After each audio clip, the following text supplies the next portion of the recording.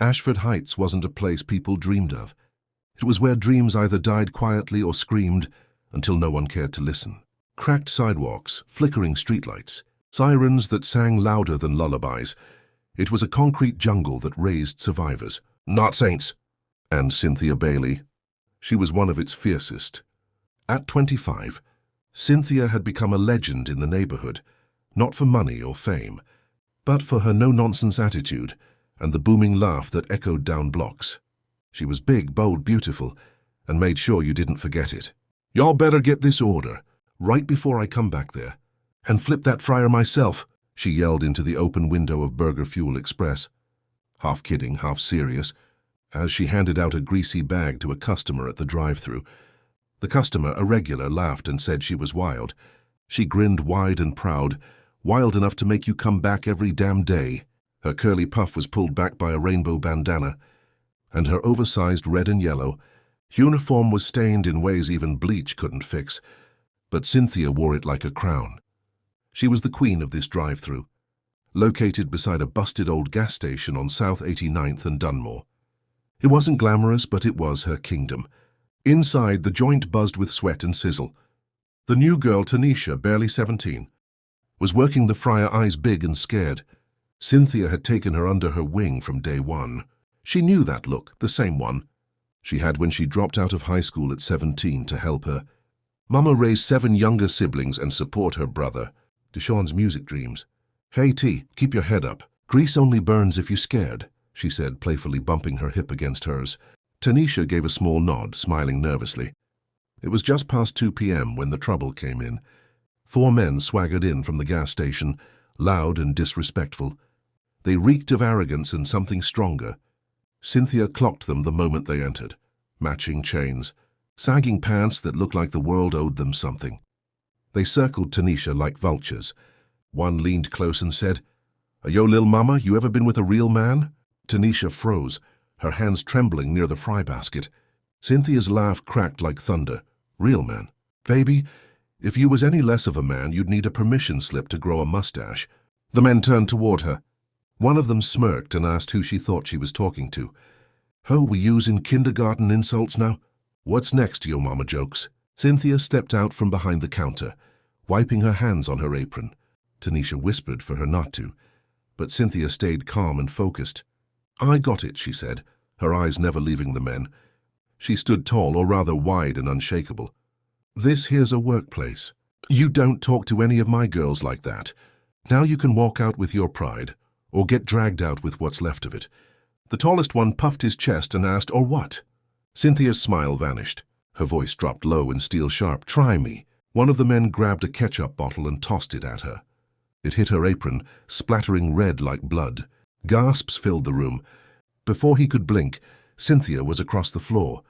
She grabbed his collar with both hands and slammed him against the soda machine. "You don't scare me," she said calmly. "You want smoke? I'll give you the whole damn grill." Before the others could react, someone else moved, quick, clean, and unexpected. A tall white man in a navy suit had stepped in from the gas station. He grabbed one of the other guys by the wrist and twisted him. Down with trained precision. "Let her go," the man said, eyes icy. The tension in the room cracked. The 4 men, now stunned and humiliated, stumbled out, mumbling threats but too shaken to follow through. Cynthia exhaled. "Whew, you got moves, Mr. Suit." The man turned to her, brushing ketchup off his sleeve. He was handsome in a way that didn't try too hard. Sandy blonde hair, a clean jawline and kind blue eyes. "I saw what happened. You were incredible," he said, reaching into his pocket. Cynthia tilted her head. "You FBI or something?" He chuckled. "No, just passing through." Donald Carlisle. He handed her a sleek, embossed business card. "That was bravery. If you ever want to talk, just talk. I'd be honored." She took the card, staring at the gold print, Carlisle Holdings Group, Greenwich, Connecticut. "Carlisle?" she asked, raising a brow. "Yeah," he replied, glancing back at the Bentley parked outside. Cynthia blinked. "You came to Burger Fuel in a Bentley?" He smiled. "I had to stop for gas. God bless coincidence." She shook her head, laughing. "Well, damn. You're a long way from home, Bentley boy." He looked at her, really looked. "Maybe I needed to be here." Their eyes locked for a moment, something unfamiliar simmering in the space between them. Curiosity, admiration, and maybe fate. Cynthia shoved the card into her apron. "Well, I ain't gonna call you Donald Carlisle. But thanks for helping out." He nodded, walking toward the door. "Take care of yourself, Miss Bailey." She frowned. "How you know my last name?" He turned slightly. "It's embroidered on your uniform." "Oh," she said, cheeks heating. "Right." As he walked out, she watched him slide into that gleaming Bentley, like he stepped out of a movie. The car purred to life, then glided off like a whisper. Cynthia stood there for a while, thumb brushing the edge of the card in her pocket. "Who the hell was that?" Tanisha asked beside her. Cynthia looked up at the sky. "I don't know. But I think I just met trouble with good credit." That night, the Bailey household was chaos as usual. Her mama coughed in the other room. Her brothers argued over the last piece of chicken, and Cynthia was elbow-deep in dishes. But her mind wasn't on the soap bubbles. It was on that card, now sitting on her nightstand like it was whispering to her. Donald Carlisle, rich boy from Greenwich. She laughed to herself. What business did someone like that have being interested in someone like her? He'd probably forget her before he crossed the state line. Still, she didn't throw the card away. She fell asleep with it in her hand, heart louder than her laugh had ever been. Cynthia Bailey didn't call Donald Carlisle for a week, not because she wasn't curious, and not because she hadn't memorized his business card front to back, but because she didn't do fairy tales. Where she came from, life didn't hand out rich men in Bentleys like dollar fries, and even if it did, those kinds of men didn't stick around. But on the 8th day, after scrubbing grease from under her nails and catching her youngest brother trying to sell fake sneakers out of a backpack, she looked at the card again. Something about the way Donald looked at her still echoed. It wasn't lust or pity. It was respect. That felt rare enough to risk looking foolish for. She dialed the number. "Carlisle Holdings, this is Sandra. Hey, I ain't trying to buy stocks or nothing. I'm looking for Mr. Donald Carlisle. He gave me his card last week. Tall blonde, wears a suit like it's stitched to his skin." A pause, then a click. Then his voice. "Cynthia?" She rolled her eyes at how her name sounded like silk in his mouth. "You remember me?" "Of course I do. I hoped you'd call." "Well, I ain't called to fall in love or nothing. Just didn't want to waste the card." Donald laughed softly. "Understood, but since you called, would you let me take you to coffee? Or a burger? I hear you know a good place." She snorted. "Burger fuel? Boy, if you show up there again in a Bentley, them kids gon' start thinking it's a movie set. Then how about I come to your neighborhood and you show me your world?" Cynthia paused. "You serious? I'm already halfway there." 2 hours later, the silver Bentley reappeared in Ashford Heights like a unicorn in the wild. People stopped, took photos. A little boy chased it down the block like it owed him ice cream. Donald stepped out in jeans, sneakers, and a navy t-shirt. Still looked like he could buy the whole block, but less like he was trying to. Cynthia stood at the curb with arms crossed, trying not to look impressed. "You look less expensive today," she teased. He smiled. "You look exactly like I imagined. Fierce and fabulous." She grinned. "You smooth. You a politician or just born like that?" They walked the streets of Ashford. Heights together, her world, painted in graffiti and resilience. She introduced him to the corner store guy, the kids playing stickball. Her neighbor, Miss D, who ran a backyard salon out of a garage. Then she brought him home. Inside the small 2-bedroom apartment, chaos danced like background music. Her teenage brother freestyled in the hallway while the youngest, 2, ran around with peanut butter on their faces. "This is home," she said proudly. Loud, broke, and full of love. Donald's face softened. "It's beautiful." Her mother, lean and tired but full of grace, stepped out of the kitchen and gave him a once-over. "You the Bentley boy?" "Yes, ma'am," he replied with a slight bow. She smirked. "We'll see if you're worth the gas you burn." The next day, Donald returned the favor. He invited Cynthia to Greenwich, a city that smelled like money and wore its wealth like cologne. His neighborhood, Willow Ridge Estates, was a gated fortress of marble. Fountains and camera security. Cynthia sat stiff in the passenger seat, her hair freshly done, her best jeans on, and a leopard print top that refused to be ignored. "Lord," she muttered, seeing his house. "This ain't no house. This a courthouse with better lighting." "You'll be fine," Donald said with a soft smile. Just be you. Easy for you to say. You don't sound like a Cardi B mixtape when you talk. He laughed. Inside the Carlisle mansion was all quiet tension and expensive coldness. Everything gleamed. Everything whispered you don't belong here, especially when Cynthia walked in. Waiting in the drawing room were his parents, Trenton Carlisle, tall, grim, and sharp-eyed, and Madeline, the kind of woman who wore silence like jewelry. Mom, Dad, this is Cynthia Bailey. Madeline gave a tight smile. So lovely to meet you, Cynthia. Would you like some water? Cynthia smiled back. Sugar laced with vinegar. Sure, as long as it ain't infused with judgment. Donald chuckled under his breath. But Trenton didn't.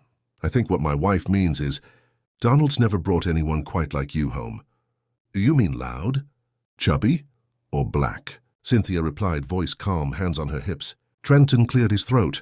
Different. Cynthia tilted her head. Different built America, sir. Different raised your stock prices and fought your wars. Donald gently took her hand. We're dating.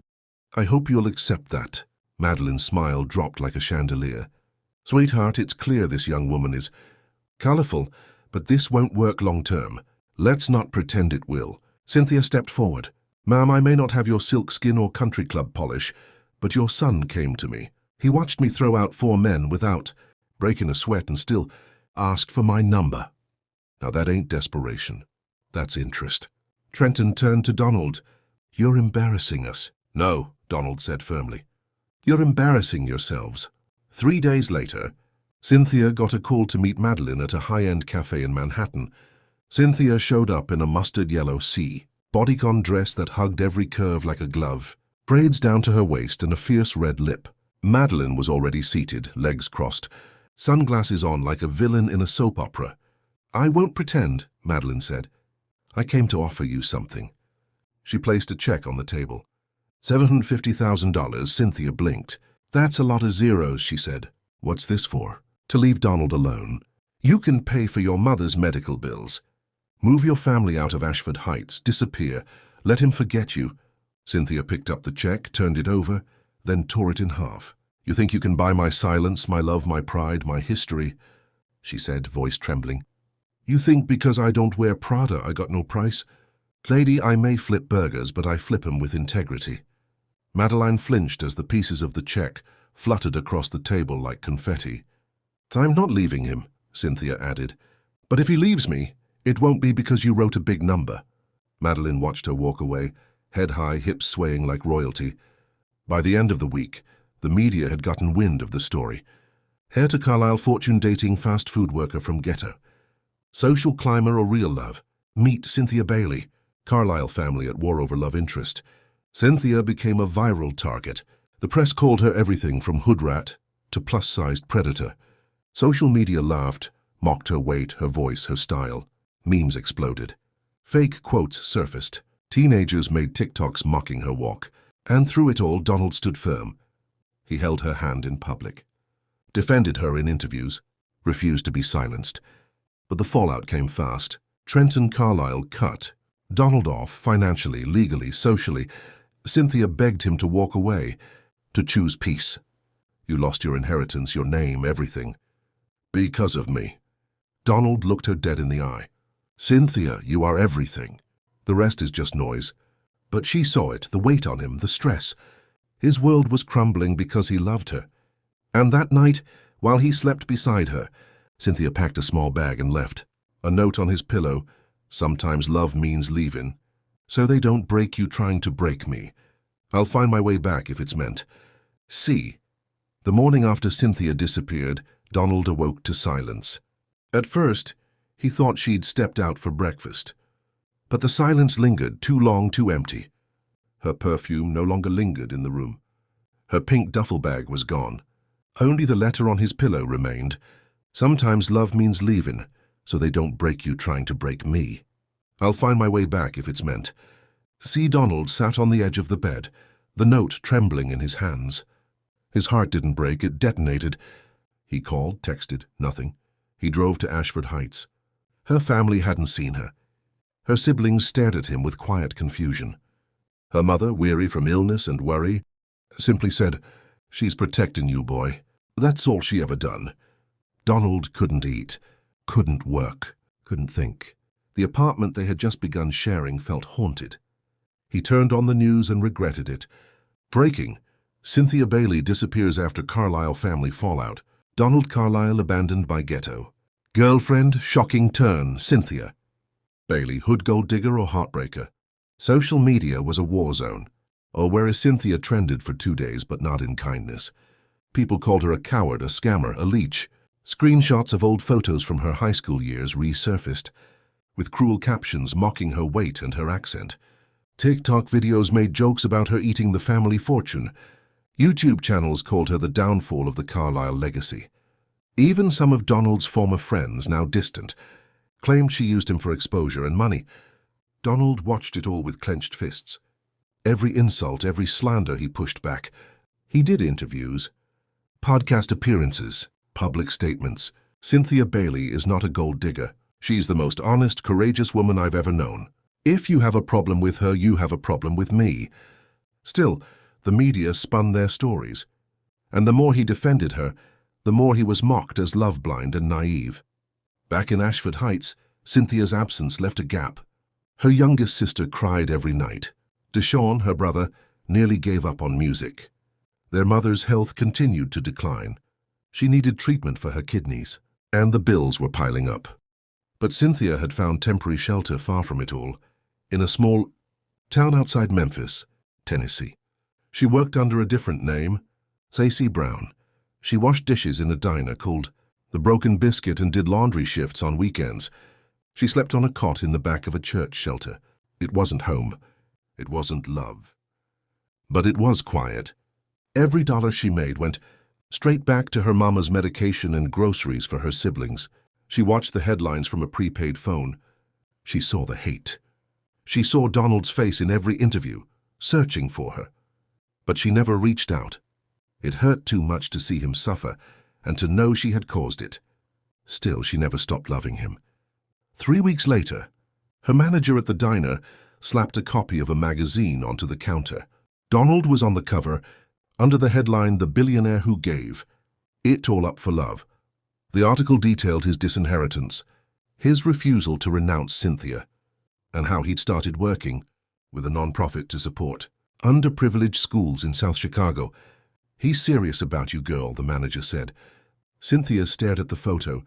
He looked thinner, but stronger, like a man who had chosen his path and refused to look back. That night she finally broke. She walked to the church garden behind the shelter and cried under the stars, her fists clenched in her lap. "Why, God?" she whispered. "Why give me something real just to rip it away?" But there was no answer, just the wind and her heartbeat. Meanwhile, Donald refused to give up. He hired private investigators. He posted a $50,000 reward for information about Cynthia's whereabouts, but made it clear she wasn't missing, just loved. He started a podcast called Still Her, where he spoke to everyday people about love, judgment, and identity. His first episode? The loudest laugh I ever heard, a raw story about the day he met Cynthia at Burger Fuel. Listeners wept. The episode went viral. Celebrities started speaking up. "That's Cynthia, girl. She a queen. Y'all just ain't ready for real love." Rapper J Silk. "Y'all drag that woman like she ain't human." Shame on the media. Talk show host Dana Ray. "Donald lost millions and still says she's worth more. That's the kind of love we don't deserve to witness." Poet A. Kingston. Public opinion began to shift. Slowly. Back in Tennessee, Cynthia heard the podcast through the shelter's radio. She recognized every word, every memory, every note in his voice. She cried again. But this time she smiled too. "You still fighting, huh?" she whispered into the air. She knew what she had to do. 1 month later, in the same alley behind Burger Fuel Express, a camera crew stood ready. A mural of Cynthia had been painted on the brick wall, big, bold, and vibrant. Her laugh frozen in color. It was part of a community arts initiative funded by Donald. And then Cynthia walked around the corner. No disguise. No baggy hoodie, just her, dressed in a bright orange dress, hair natural, gold hoops in her ears, chin held high. The reporters gasped. "Cynthia Bailey is back." She walked to the mic, cleared her throat and spoke. I left because I thought love wasn't enough to fight the whole damn world. I was wrong. Cameras flashed. I ain't a gold digger. I'm not ashamed of where I come from. I'm not skinny. I'm not polished. But I'm real, and I've loved that man from the moment he helped me throw ketchup covered. Creeps out my job, a pause. I don't want his money. I want his peace. And if y'all can't see the beauty in that, then maybe y'all need to look harder. Behind the crowd, someone whispered, "There he is." Donald pushed through, breath caught, eyes wide. She turned, and in front of every camera, he ran to her and hugged her so tight she couldn't breathe, but didn't want to. "I knew you'd come back," he whispered. "I was never really gone," she said into his shoulder. They kissed. It wasn't Hollywood. It wasn't choreographed. It was messy, tear-streaked, and utterly human. But the internet exploded. A Cynthia is queen. Still her. Real love does exist. That night, they sat on the roof of her mama's apartment building, wrapped in a blanket, eating greasy burgers like old times. "You know you made me famous?" Cynthia said. "You made yourself legendary," Donald replied. She laughed, loud, free, unapologetic, and the world, for once, listened without judgment. They said when you love someone, set them free. But Cynthia never expected freedom to feel like exile. She had run to protect Donald. But with every step away from him, she was bleeding love into silence. Memphis had been her hiding place, a borrowed identity. Cheap motel rooms, back kitchens, and shelters kept her body moving. But her soul never left South Chicago. It never left him. Even when she wiped plates and caught grease burns, even when she went to sleep cold and hungry, even when her phone pinged with headlines calling her everything but human, her name was smeared across blogs like dirty laundry. Cynthia Bailey, the chubby Cinderella, who bit the hand that fed her. She took his heart, his name and his fortune. Now she's gone. Every insult, every lie, every cruel meme, she read them in silence. Because the truth? Her leaving did break him. She had watched Donald from afar, on screens in diners, in news clips from a borrowed phone, on flyers taped to shelter walls. He hadn't stopped looking for her. Back in Greenwich, Donald had become a man possessed. He launched a full-scale search, paid private investigators across 3 states, hired independent journalists. He even convinced his sister Ariana to leak personal letters to online forums. "To the girl who saved me before I knew I needed saving. I don't care where you are or what name you're using. I love you. I'll wait until the end of time. Donald." The message was reposted on TikTok and went viral. Women everywhere posted videos holding signs. "Find Cynthia. Love like Donald's. She's not a gold digger. She's a gutsy queen." But even as public opinion began to shift, his family's disdain remained a firestorm.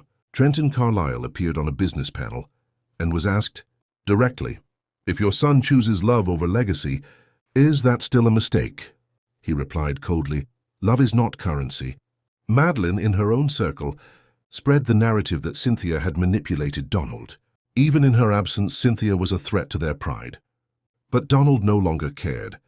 He was working 2 jobs, one at an inner-city youth art program in Chicago and another at a logistics warehouse, anything to keep himself grounded while waiting for her return. He wasn't looking for a princess. He was holding out for a warrior. Cynthia sat by a small creek behind the Baptist shelter, staring into the water's gentle ripples, listening to the wind whisper through trees. "Why are you still hiding?" came a soft voice. It was Miss Angie, the 60-year-old matriarch who ran the shelter kitchen. Tough as leather, eyes sharp like she could see the past and the future all at once. "I'm not hiding," Cynthia muttered. "You've been wearing that lie like an apron," Angie said, pulling up a folding chair. "You ran to protect him, but baby girl, what he needs protecting from isn't you. It's a world that ain't never been ready for love that looks like yours." Cynthia's eyes welled. "He's still looking," Angie added gently. "He ain't stopped." Cynthia dropped her head into her hands. "I just didn't want to be the reason he lost everything." Angie sighed. "Do you ever think maybe you are the reason he found himself?" That night, Cynthia didn't sleep. She stared at the ceiling, hearing Angie's words echo. By dawn, she was packed. She didn't know where she was going yet. But she knew she couldn't stay invisible anymore. Meanwhile, Donald got a lead. A woman from Memphis sent an anonymous tip after recognizing Cynthia from one of his live streams.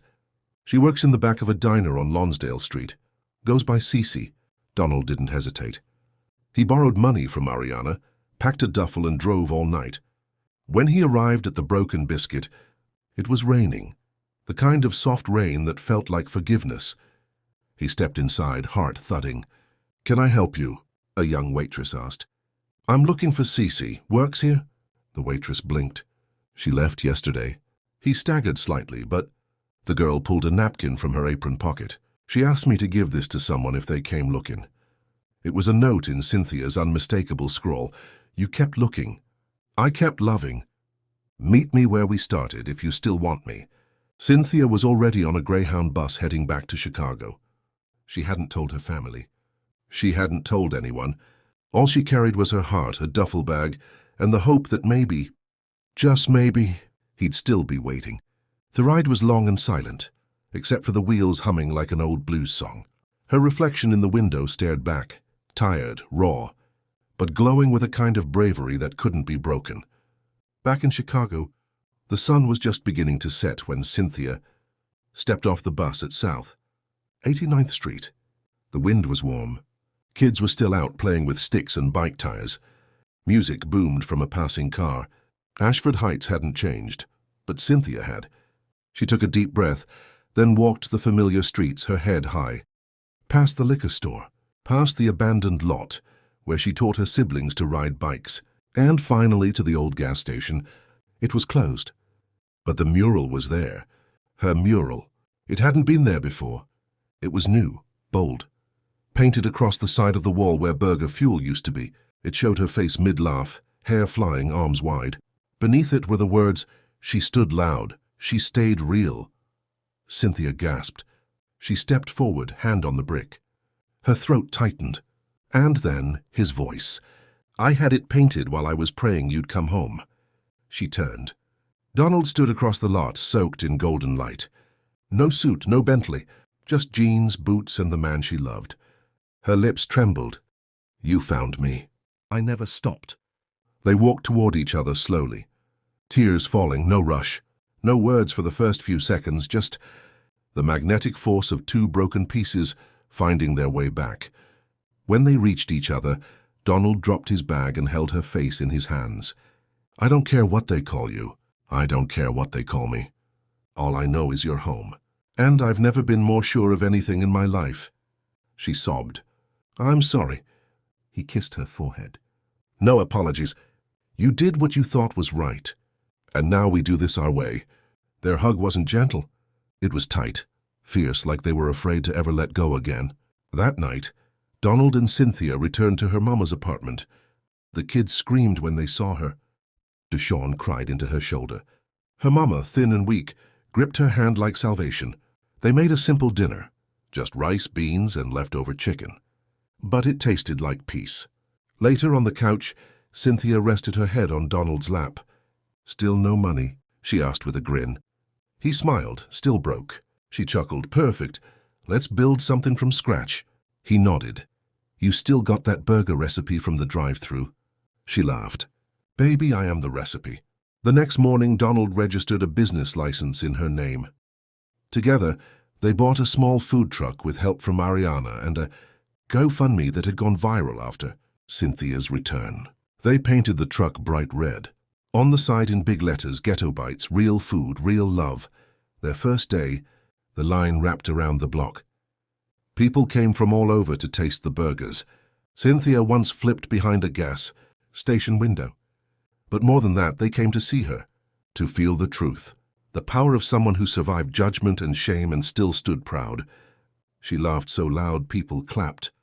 Donald worked the grill. Cynthia worked the crowd.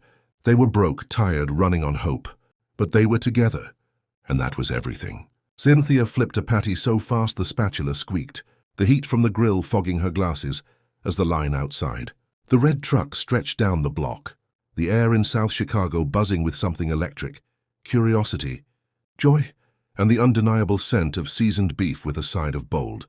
"Next order's up," she shouted, handing off 2 loaded bite back. burgers and a basket of seasoned fries to a young girl with dyed purple braids. The girl smiled wide and said, "My mom said you used to serve these with a side of attitude." Cynthia winked and replied, "I still do, sugar, but now I charge for it." The crowd laughed. That was the magic. She wasn't just selling food, she was serving heart, real, raw, loud. Cynthia Bailey had always been loud. Now the world finally realized that was her superpower. The red food truck, Ghetto Bites, had become an overnight phenomenon. Social media flooded with clips of Cynthia dancing while flipping burgers, talking to customers like family, defending teen girls from body shaming, and hugging strangers like long-lost cousins. People who once mocked her were now lining up to say, "You inspire me." Donald worked beside her, sleeves rolled up, flipping patties with military precision, his once pristine suits replaced with T-shirts and an apron that read, "Burger Bay." Even Ariana, Donald's sister, worked the window on weekends, quickly becoming the social media manager and unofficial hype girl of the truck. Cynthia's younger brother, Deshaun, freestyled live during lunch hours, drawing in even bigger crowds. Their family was surviving, and now thriving. For the first time in a long time, Cynthia felt like she was exactly where she was meant to be. But success didn't quiet the world overnight. Media still tried to twist the narrative with headlines, like fast food fame or forever love, and Carlisle hair flips burgers with ghetto fiancé. They weren't laughing at her anymore, but they still didn't understand her. And worse, Donald's parents weren't done. Trenton and Madeline Carlisle had gone eerily silent. No press, no statements, no legal threats. Just stillness. Until Cynthia got an unexpected phone call while cleaning the fryer. She didn't recognize the number, but answered anyway. "Hello?" "Cynthia. It's Madeline Carlisle." Silence. Cynthia gripped the phone tighter. "What do you want?" "I want to meet." "In person. I don't owe you anything." "I know," Madeline said softly. "But please, it's time you heard everything." Donald wasn't thrilled about the meeting, but he respected Cynthia's choice. They met at a neutral place, an upscale community center Donald had recently partnered with for youth outreach. Cynthia wore a black jumpsuit with bold red lipstick. She didn't dress up to impress. She dressed up to remind them who they had underestimated. Madeline and Trenton arrived together. He still looked like a boardroom warlord. She like a news anchor who never blinked. But today their eyes weren't cold. They were tired, different. Trenton cleared his throat and said, "We didn't come to fight." "Good," Cynthia said, "because I came with facts, not fists." Madeline took a deep breath. "We were wrong, all of it. The money offer, the insults, the silence, everything." "You called me a mistake," Cynthia said, voice level. "You told your son love wasn't currency." Trenton bowed his head.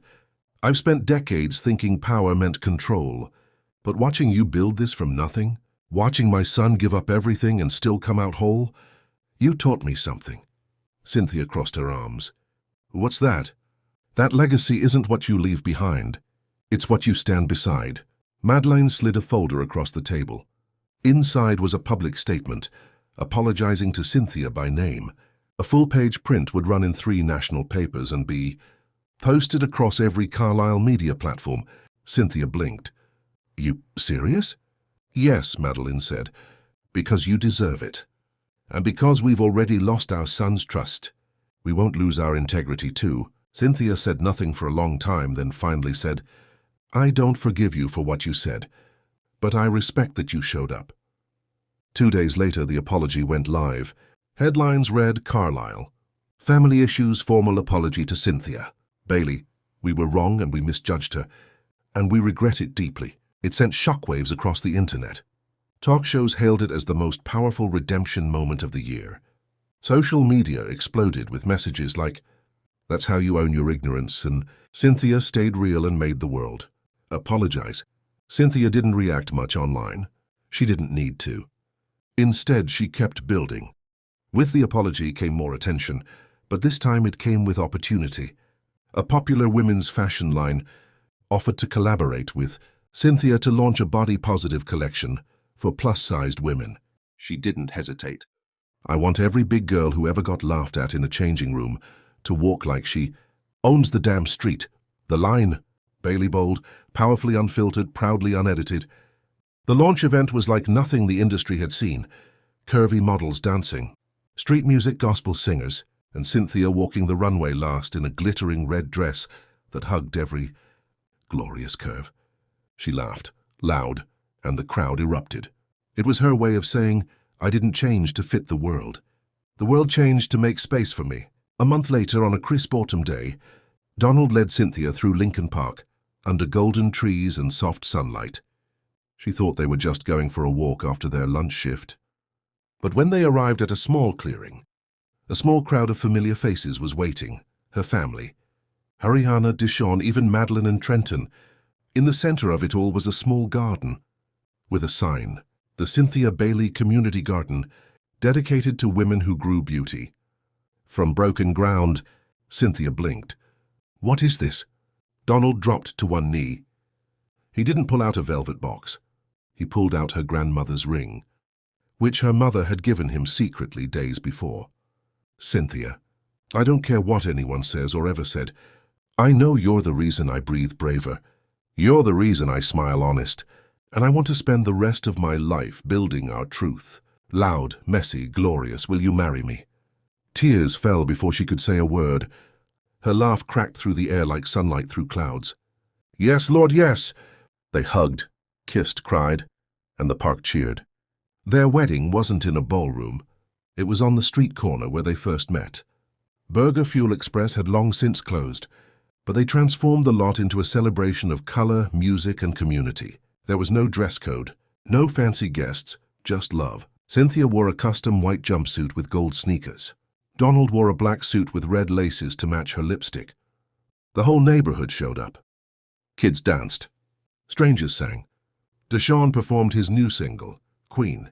From the south side, Cynthia stood on a makeshift stage with a mic in hand, to every girl who ever got called too loud, to every big body that got told to shrink, to every ghetto queen they tried to erase. You are worthy of soft hands, hard truths, and real love. Don't let the world dim your shine. And the world listened. 3 years later, a hush fell over the audience as the velvet curtains pulled back. Spotlights bathed the stage in golden light, and murmurs gave way to applause as the keynote speaker stepped out. Heels clicking with command, hips swaying with pride, she stood tall, radiant, unapologetically, and Cynthia, in a sleek, deep emerald gown hugging every glorious curve, hair braided into a crown, eyes lined like the queen she always was, she smiled into the sea of faces. From the slums of Bronzeville, Chicago, to the halls of the National Women of Worth Summit in Washington, D.C., Cynthia Bailey had arrived, and this time she wasn't just speaking for herself. She was speaking for every woman who had ever been told she didn't belong. When I was a girl, Cynthia began, voice smooth and loud, unapologetically so, I used to dream under streetlights. We didn't have chandeliers. We had gunshots and gospel music. But in that chaos I learned something. She paused, scanning the packed auditorium, CEOs, politicians, influencers. I learned that elegance has nothing to do with pearls and posture. Elegance is showing up in the world as your full damn self. No apology, no shrinkage. Applause thundered through the room. Tears welled in eyes, phones lit up, streaming her words across the globe. My name is Cynthia Bailey, born in the back of a ghetto, raised on fire and fast food, and loved by a man whose world tried to erase mine. And today, I am here because I stopped asking for permission. The world had watched Cynthia rise, not because she tried to become someone else, but because she refused to. Her wedding to Donald had sparked a social, media revolution. Ghetto elegance began trending worldwide. What began as a clapback to mockery transformed into a movement, one that merged street culture with class, humor with power, and fat joy with fashion. With Ariana's media skills, Deshawn's growing music career, and Donald's unwavering support, Cynthia launched the Cynthia Way Foundation, providing scholarships for working-class women of color. Ghetto to Grace podcast, a space for raw stories and real growth. Bailey Bold Studios, a community-built media hub for body-positive creatives. And finally, her first book, Unclassically Me, Laugh Loud, Love Louder, which sat at the top of bestseller lists for 12 straight weeks. But none of it came without cost. Behind every spotlight was a shadow. The online hate still rolled in, uglier at times than before. She bought her way in. Donald could have done better. Too loud, too fat, too much. But the difference now, Cynthia didn't need to fight back alone. She sat one night on the rooftop balcony of their townhouse in Chicago's West Loop. Donald handed her a mug of hibiscus tea and kissed the top of her head. "Tough day?" She nodded. "Some influencer just said I weaponized fatness for fame. I shouldn't care, but damn, it stung." Donald leaned against the railing beside her, moonlight catching the softness in his blue eyes. "Cyn, your loud saved lives. Your love made space for others to breathe. You didn't weaponize anything, you liberated people." She laughed into her cup. "You're too damn poetic." He shrugged. "I married a legend. Comes with the territory." Donald had come a long way too. After publicly denouncing his family's elitist history, he poured his inheritance into local business investments, youth programs, and inner-city education. He walked away from corporate privilege and built a legacy on love and equality.